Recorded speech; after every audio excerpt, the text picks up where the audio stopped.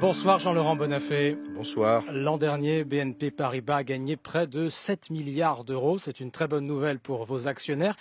Est-ce une bonne nouvelle pour vos clients? Est-ce qu'ils vont en profiter eux aussi? Alors les bons résultats financiers que vous soulignez sont en fait les résultats, la trace de nos bons résultats commerciaux. La banque s'est développée dans toutes ses géographies, dans tous ses métiers cette année, a accompagné ses clients et le résultat se traduit par ces bons résultats financiers.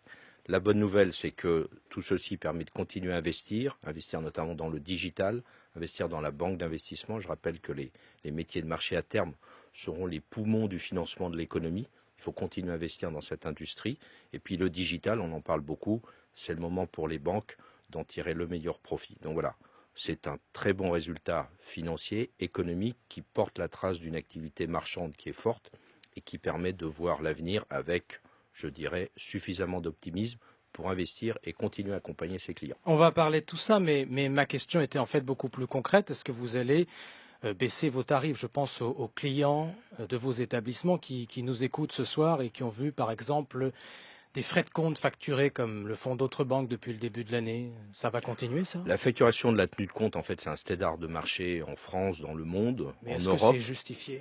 C'est justifié parce que c'est un service qui est difficile à rendre. La tenue de compte, c'est la capacité à tout moment à être d'équerre dans les flux entrants, sortants de tous nos clients. La situation simplement de la législation, les obligations, le niveau de compliance, le niveau de sécurité que nous devons atteindre font que tout ceci coûte de plus en plus cher.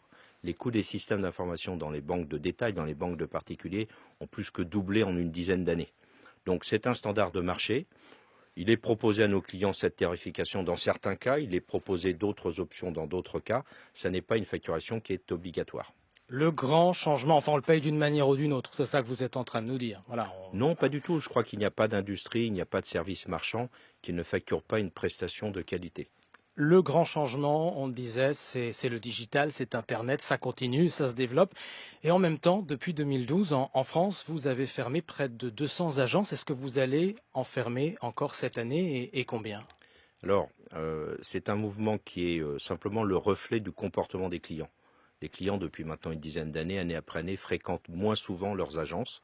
Quand ils les fréquentent, ce sont pour des opérations plus importantes, plus significatives, à plus de forte valeur ajoutée. Le financement d'un projet immobilier, un financement du placement de l'épargne. Donc, il faut arriver à la fois à garder la bonne proximité des agences. Rien ne remplacera un bon entretien en face à face. Et en même temps, il faut donner de la souplesse, de la distance, parce que énormément de choses se font par la distance, par Internet, par le digital. Donc, les chiffres que vous venez de mentionner, moins 200 agences sur les 3 dernières années, c'est le reflet de l'adaptation progressive de nos réseaux au comportement des clients.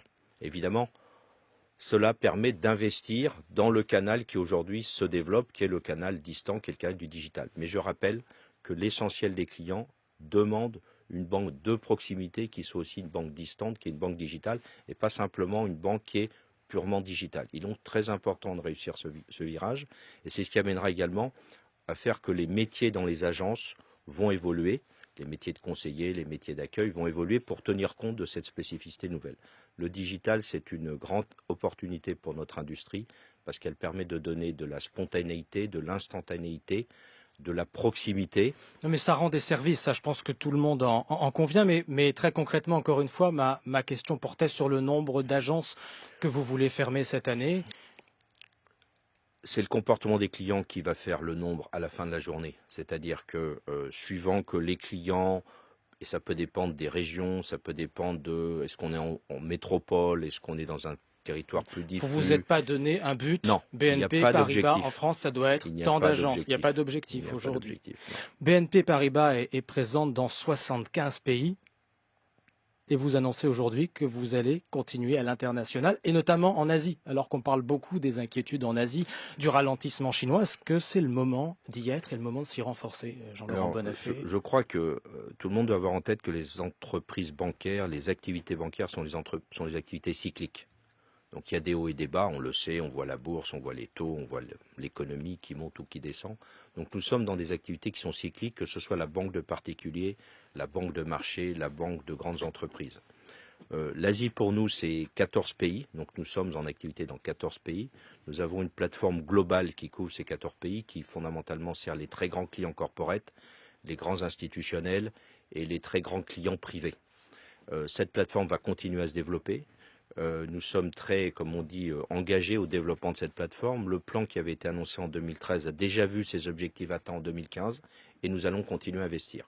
Évidemment, en adaptant le rythme de l'investissement au mouvement et au cycle de l'économie locale. Mais pour BNP Paribas, qui est une banque globale, l'Asie reste stratégique.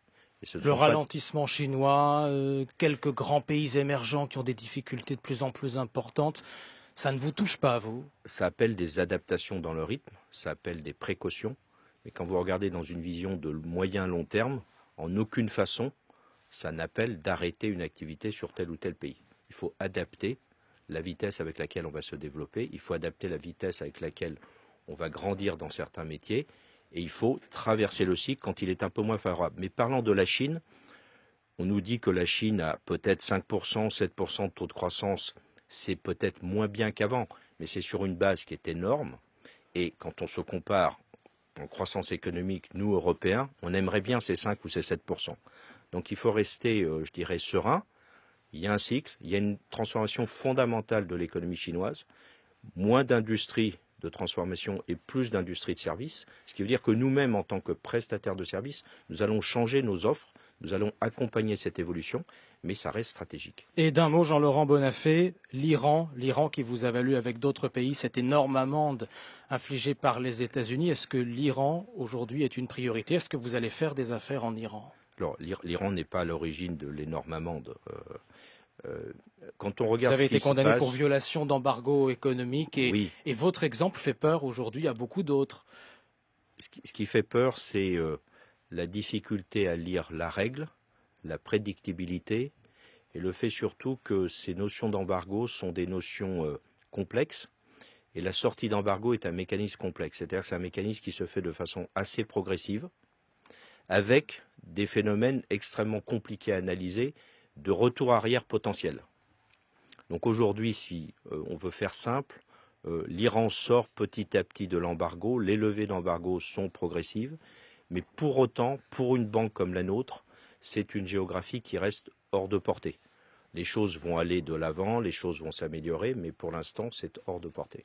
Toute dernière question, est-ce que BNP Paribas est toujours présent dans des paradis fiscaux? BNP Paribas n'a pas de présence dans ce qu'on appelle des paradis fiscaux au sens des dénominations officielles. Les îles Caïmans? On nous parle souvent des îles Caïmans. Les îles Caïmans, nous y avons quelques activités. Ce sont des activités de service qui payent leur impôt tout à fait régulièrement. Et vous allez y rester? Et c'est un service qui est un service de prestation, notamment pour des activités qui se déroulent aux États-Unis d'Amérique. Et c'est totalement en transparence avec les autorités fiscales américaines. Et vous allez y rester? En tant que de besoin. Jean-Laurent Bonnafé, directeur général de BNP Paribas, invité de l'Interview Éco. Merci à vous. Merci.